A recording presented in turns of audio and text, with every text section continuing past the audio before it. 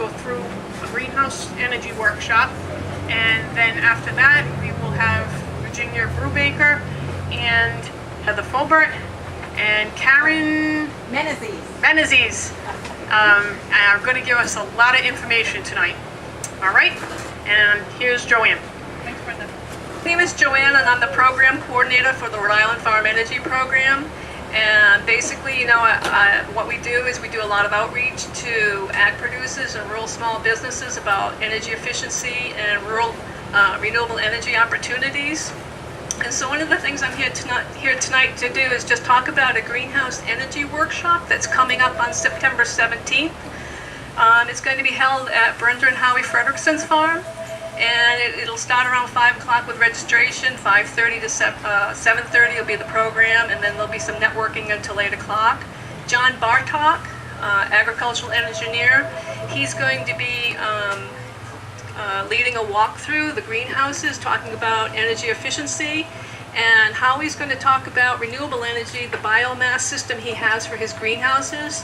So I have some flyers on the table back there by Kat, where she's got some in our time, and we'd like to have as many folks, greenhouse growers, present as that can make it. And like I said, you can pick up a flyer in the back. Thank you. Here before, we talked a lot about downy mildew. And so I just wanted to ask, how many of you are seeing downy mildew this year? Okay. And that's basically what we see across the board.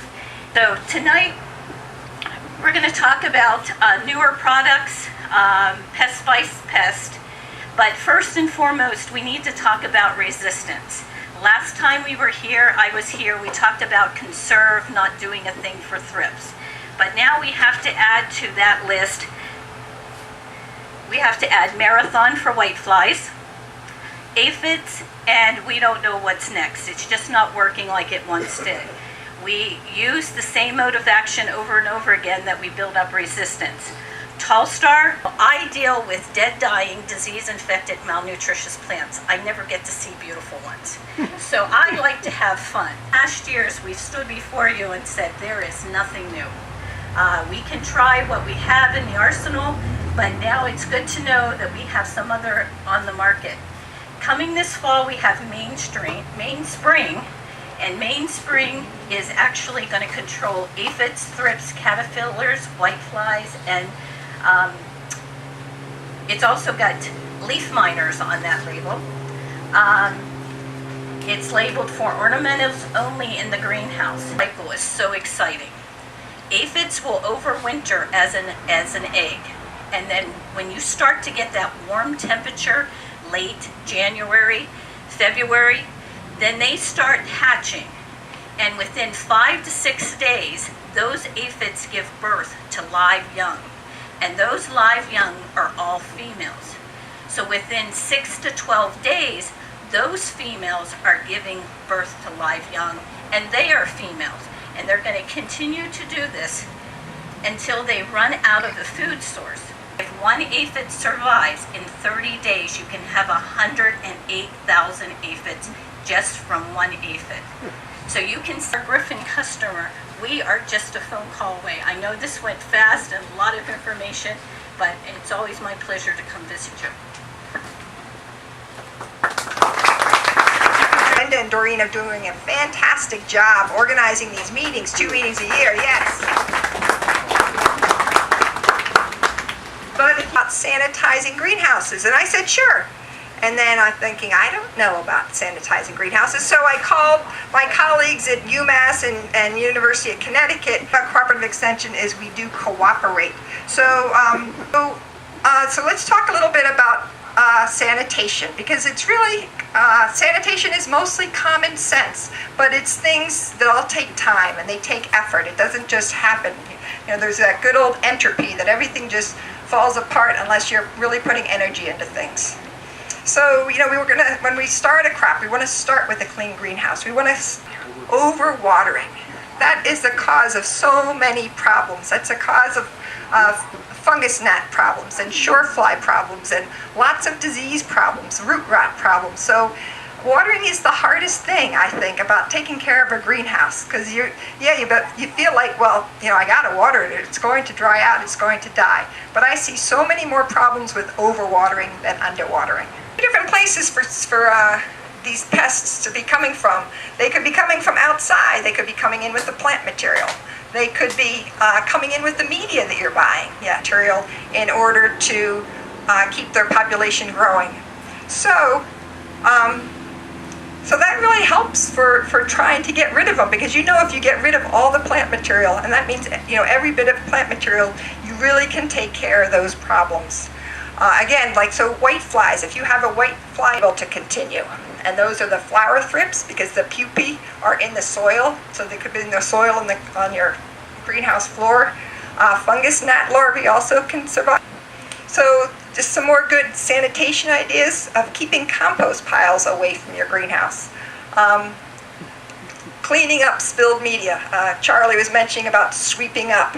Yeah, leaving that media on the ground or on the bench is going to be a source of problem. Sampling as many as possible that are when you're getting plugs in, when you're getting any kind of plants in, especially the ones that look funky. The mites are tiny, and then also Western flower thrips. The eggs are embedded into the foliage, so there's no way you're going to catch these things. But looking and then either not accepting the shipment or just keeping them out of your greenhouse is a good idea. Greenhouse also, either in the summer or in the winter, and there's nothing in there, and that works for some pests. That'll get rid of some pests that need that living plant material, but it won't work for a lot of other ones. And there's disease organisms that can, if it's sick or infested, get rid of the plant.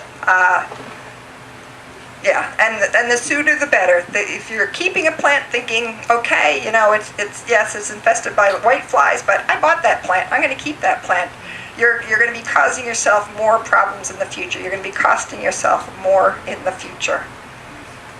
And also harboring insect pests, they can be harboring disease pests. So getting rid of weeds is a great thing. Okay, let's see. And so this is the person that I stole the slides from. This is Betsy Lamb, who you will also see at our New England Greenhouse Grower Association meeting. The New England meeting that's going to be November 5th and 6th in Springfield this year. It's not going to be in Worcester. It's going to be in Springfield. Right, Brenda? In Springfield. The Mass Mutual Center in Springfield. Anyway, the UConn, I think the UMass website on how to be cleaning and disinfecting your greenhouses. So you can get more just exactly how to there if you have questions. Or you can also, contact Andy and I if you need help with things, either identifying pests or, anyway, all sorts of things.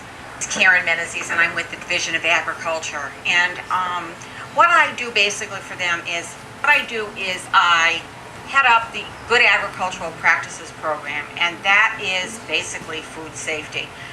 What the university did in 2002 was the FDA had come up with a program that addressed food safety. Now, you're greenhouse growers, okay? You're not growing an awful lot of food, but you are probably growing tomatoes. And as in Morris Farm, you have additional crops.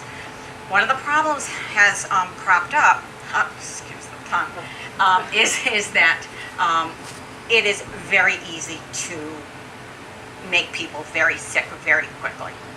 And I used to say that it wouldn't affect me because I wasn't elderly, but I've kind of gotten over that I'm going to come in and make this mandatory at one point. What we're trying to do is trying to get you farmers onto this program in the state so that you are ready when the FDA comes out and does this.